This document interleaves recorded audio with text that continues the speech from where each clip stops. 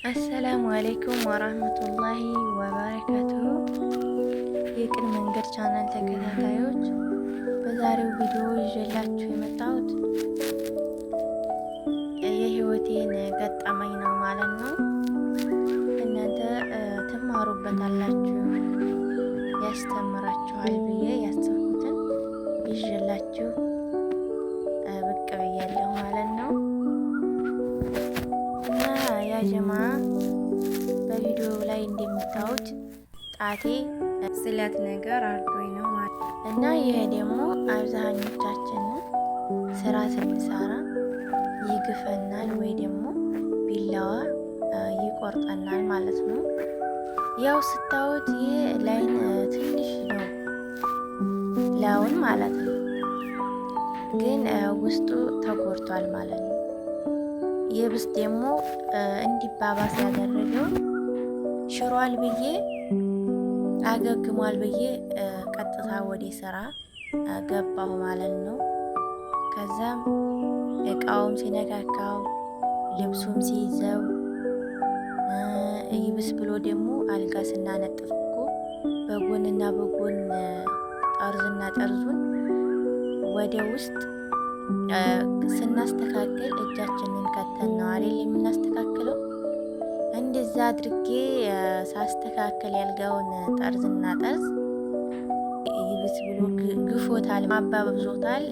ያንን ያልጋውን ልብስ ደግሞ እንዳለ በክሎታል ማለት ነው። እኔ ወዲያውኑ የሆነ ዝም ብሎ አይነት ስሜት ቆየ መሰለኝ፣ ግን እጄን ቀጥ አድርጌ ሳየው በቃ ደግሞ እየፈሰሰ ነው ማለት ነው። እንደገና ገርሽቶ ማለት ነው። ያልጋውም ልብስ በቃ እንዳለ ተባላሽቷል ማለት ነው። ያው አብዛኞቻችን አረብ ቤት ያለ ነው መቼም ታውቁታላችሁ። እንኳን አይደለም የሰው ደም ነክቶት አይደለም ትንሽዬ ቆሻሻ ነገር ካዩበት ወይ ይጣላል ወይ ይታጠባል ማለት ነው። ያው እኛም ብንሆን አናጥብም ማለት አይደለም፣ ግን የራሳችን ሲሆን የሆነ በሀዘንታ ወይም ደግሞ ቀስ ብለን የሚል ነገር ይኖራል እንጂ ማንም ሰው ደም ነክቶ ልብሱ ዝም ብሎ አይቀመጥም ማለት ነው። እናም ያጀማ ያው እንደምታውቁት ያንን ሸርሸፋ ታጠብኩኝ።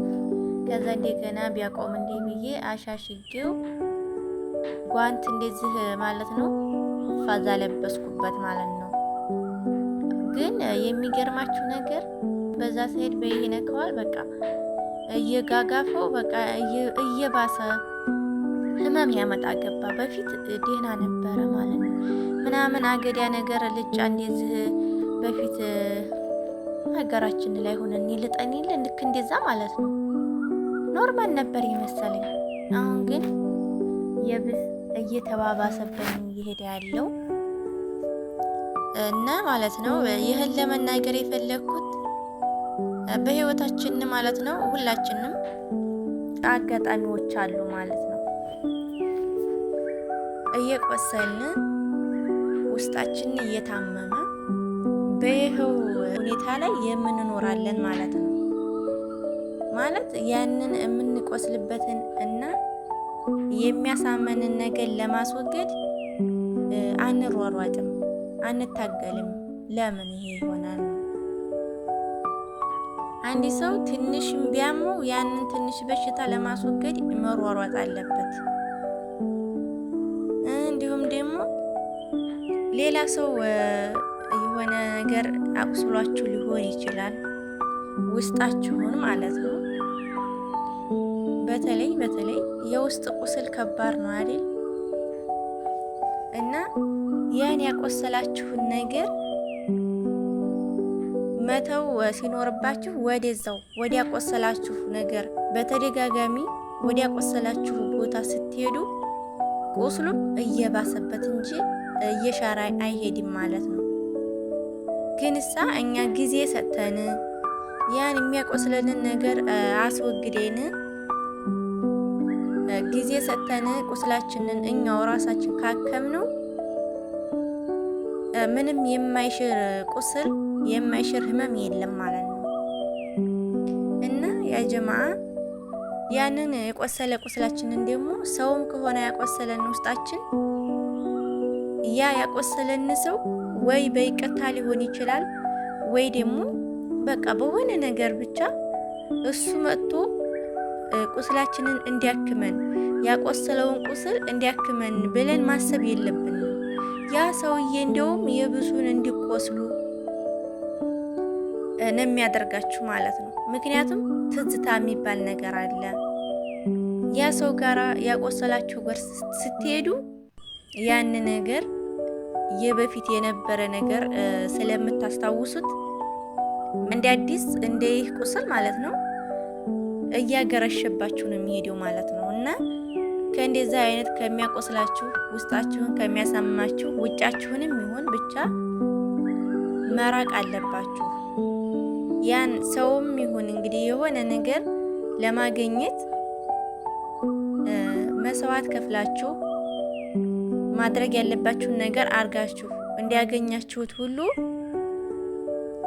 ያቆሰላችሁንም ነገር መስዋዕት መክፈል ካለባችሁ ከፍላችሁ ማስወገድ ያለባችሁ ማለት ነው። ያ ጀማ ለማለት የፈለኩት አሁን ይሄንን ቁስል አቆሰለኝ አይደል? ያኔ ቢላዋ ነገር ነው ያቆሰለኝ።